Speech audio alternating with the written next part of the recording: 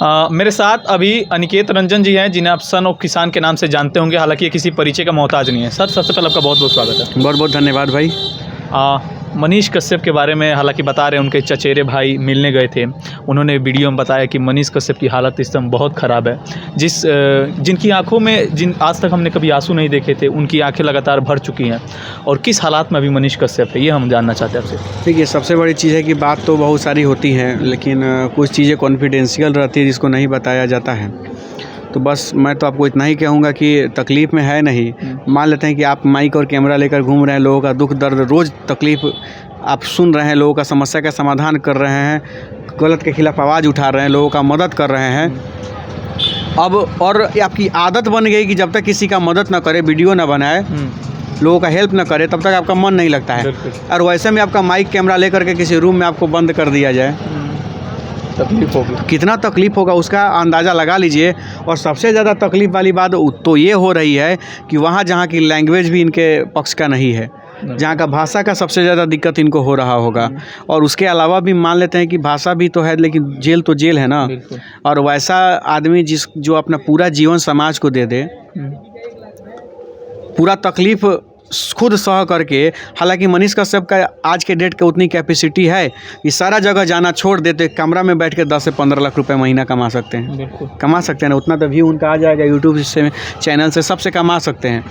लेकिन 10,000 रुपये कमाने के लिए यहाँ कर्जा काट के टिकट कटवा के लोग तमिलनाडु जाता है, गुजरात जाता है, सूरत जाता है, चेन्नई जाता है, दिल्ली जाता है, मुंबई जाता है, लोग मध्य प्रदेश जाता है कि नहीं जाता है लोग? जाता है लोग, देहरादून जाता है लोग।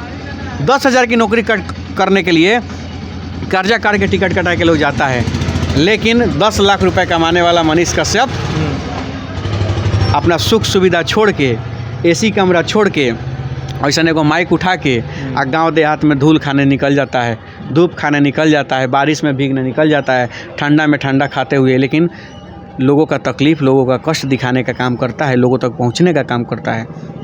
लेकिन कुछ लोग सिर्फ इसलिए मनीष कश्यप से जलते हैं, सिर्फ इसलिए, देख लीजिएगा क्या बोल रहे हैं हम, सिर्फ इसलिए जलते हैं कि उनसे ज़्यादा मनीष कश्यप को लोग देखता है। सिर्फ इसलिए जलते हैं कि मनीष कश्यप को ज़्यादा लोग फॉलो करता है। सिर्फ इसलिए जलते हैं कि मनीष कश्यप कभी कभार उनके भाई बहन के शादी में नहीं पहुँचे होंगे कहने के बाद।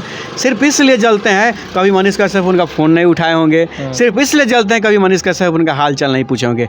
बस यही सबसे मूल्य कारण है मनीष कश्यप से जलने का, दूसरा कोई कारण नहीं है। भले लोग 50 को सफाई अब बहाना दे दे, मेन कारण यही है। तो भैया मेरे, दो भाई, दो दोस्त रहता है तो तमाम झगड़ा होता है, तमाम मारपीट होता है, लेकिन जहाँ बात आता है प्यार का, जहाँ बात आता है सपोर्ट का, वहाँ सब एक होता है। बिल्कुल। तो आज एक बिहारी नौजवान, और वह बिहारी नौजवान जो अपना पूरा सुख सुविधा छोड़ करके अगर समाज के लिए, अरे चलिए ठीक है, जेपी यूनिवर्सिटी में चला गया हल्ला करने, बीसी के सामने जाके घुस गया। बताइए, तो मनीष कश्यप का तो शादियों नहीं हुआ, कौन इसका बाल बच्चा जेपी यूनिवर्सिटी में पढ़ने वाला है? अब पढ़ेगा भी तो यहाँ मुजफ्फर यूनिवर्सिटी में पढ़ेगा, या बिहार पटना यूनिवर्सिटी में पढ़ेगा, या कहीं और पढ़ेगा। जेपी यूनिवर्सिटी में मनीष कश्यप का लड़का नहीं ना जाएगा पढ़ने। क्या यहाँ का कोई सांसद, विधायक या मंत्री जेपी यूनिवर्सिटी में कोई आवाज़ उठाने गया? बिल्कुल नहीं जाएगा। कभी वहाँ के वीसी के सामने कुर्सी खींच के बैठ कर सवाल पूछने का काम किया? नहीं किया। किसने किया? मनीष कश्यप जेपी यूनिवर्सिटी में जाता है तो मनीष कश्यप दोषी। तमाम हम लोग यहाँ पर एमएस कॉलेज मोतिहारी है, एमएस कॉलेज में जाकर हम अनिकेत रंजन वहाँ पर एमएस कॉलेज में जाते हैं, हल्ला करते हैं। और हल्ला क्या करते हैं कि लॉ डिपार्टमेंट में 350 सीट था, 350 सीट को घटाकर 125 कर दिया गया। और यहाँ के सांसद, मंत्री, विधायक, जितने भी एमएलसी जितने भी नेता है, एक आदमी की भी हिम्मत नहीं हुई कि जाकर मुजफ्फरपुर के वीसी के पास बैठ के उसके सवाल करे कि क्यों 350 सीट घटा के आपने 120 कर दिया, 220 कर दिया, या 125 कर दिया, 200 कर दिया, क्यों घटाया? एक भी सीट क्यों घटाया? बिल्कुल, ये कोई सांसद, मंत्री, विधायक किसी ने सवाल नहीं किया।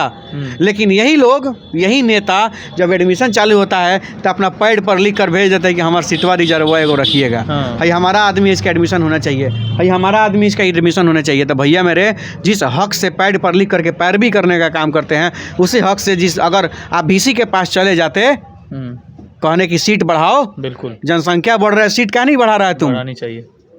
तो आज मनीष कश्यप, अनिकेत रंजन या आपके जैसे या इनके जैसे लोगों को आज माइक उठाकर सड़क पर नहीं घूमना पड़ता। बिल्कुल। तो सीरियस तौर पे बात है भाई, फूल को कांटा आज आप लोग बनाए हैं तो कांटा आज आप ही को ना चुभेगा। सीधी सी बात है, सिस्टम ने कांटा बनाया है, सिस्टम ने हमने आंदोलन करने पे मजबूर किया है, सिस्टम ने आपको माइक उठाने पे मजबूर किया है। तो आज माइक उठाकर अगर कोई नौजवान सवाल पूछता है तो उसका सवाल जायज़ है तो कहिए, जवाब दीजिए, जायज़ नहीं है तो उसको डांटिए, बिल्कुल सवाल से डांटिए।